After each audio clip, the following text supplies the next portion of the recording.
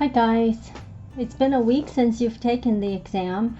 I hope you've taken some time to rest up. You sure deserve it. This can be a difficult time for some of you because you may still have a lot going on in your mind about the exam and you may not have anyone to talk to about it. You may also be at a loss for what to do now that you've finished with something that has been occupying your attention for at least a couple of months now. So I wanted to check in with you and to remind you to be gentle with yourself and to encourage you to look forward to tomorrow, because today is the last day of the month and tomorrow will be the first day of a new month. The first of the month, like the beginning of a new year, signals a new beginning. It's an opportunity for you to set new intentions and incorporate new goals to make things a little better for yourself. This is a good time to reflect, take stock, and reconnect. I put together a checklist of things you can do tomorrow to help you reconnect with your life and address any pressing responsibilities that you need to get back to. This is a practical guide to help you get through the initial aftermath of taking the exam so you can alleviate some lingering anxiety and ease back into the life you may have put on hold to prep for this exam. Even if you're still exhausted and don't feel like doing anything, tell yourself today that if you do just one thing on the list tomorrow, that will be considered a win.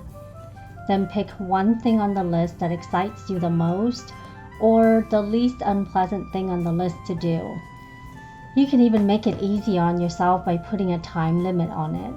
Tell yourself that you only need to do that one thing for 15 minutes. So, what are these things? The first item on the list is to reflect on the previous month. The first of the month is a good time to reflect on the events of the last month, to be at peace with the past, and to move forward into the future. Even if you know intellectually that you should not be ruminating over the exam, it's just human nature for our minds to naturally revisit significant events in our life. If you have not let go of beating yourself up over the exam, it's now time to formally get it out of your system by sitting down and deliberately reflecting on all the things that happened last month, including all the feelings you have about the exam. Don't judge and try not to focus only on negative things that happened. Think of happy moments as well. I'm sure there were some happy times, even if they were overshadowed because you were preoccupied with the exam. Just let your stream of consciousness flow and do a brain dump. It can be very cathartic to write out your thoughts, then physically destroy the writing. No one has to see it. You can burn it or shred it. Don't spend too much time on this though. Set a timer for 30 minutes and when the timer goes off, you are done. Remember that you cannot change the past and you cannot predict the future, so stay in the present and plan out your month so you can move forward. Next, do a purge of your electronic devices and organize your tech world. Many of our devices have become a second brain, so it makes sense to also cultivate that space as well. So, in addition to purging the thoughts in your head, you should also purge the information in all your tech devices, such as your phones and your tablets. If you have not done this kind of purging in a while or ever, it may feel like a daunting task, but start where you are. Set a timer for 15 minutes and get through as much as you can.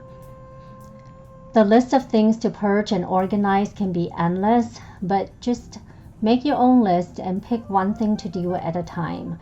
Make a note of where you leave off when the timer goes off, then save the list for the first of the month and continue where you left off. If you feel inspired, you can even make this a weekly routine. Then, turn your attention to the spaces around you and do some general housekeeping. Declutter your physical surroundings. This is by no means a spring cleaning. Set a timer for 30 minutes and get in as much tidying up as you can within that time. The most important space to focus on is the area where you did most of your studying while preparing for the exam. Put away all your books and prepare the space for working on other goals or projects this month. It would be good to clear your physical space of a constant reminder of what you went through, even if you feel good about the exam. Again, stop when the timer goes off. Return to the ritual the first of next month, or sooner if you feel like scheduling these types of activities at more frequent intervals. Now that you've done some decluttering, it's time to look to the future and review your calendar to get an overview of what's in store for you in the next month or two. Take note of upcoming appointments and activities. Pay attention to appointment dates and due dates for bill payments. Add any additional items you may have missed to the calendar and set reminders for yourself so you don't have to keep track of them in your head. Then finally, set some goals for yourself. Pick 1 or 2 or even 3 things to focus on this month. They don't need to be groundbreaking or transformative goals, but you should pick at least one thing to work on, no matter how simple, to keep your mind occupied so you don't obsess over the bar exam moving into this new month. Create your own 30-day challenge. If you can't think of anything, review the list of things in this video to get some ideas. To summarize, the list of 5 things to do on the first day of the month after you've taken the exam includes: reflect on the previous month, organize your tech world, declutter your physical surroundings, review your calendar, and set 1 to 3 goals for the month.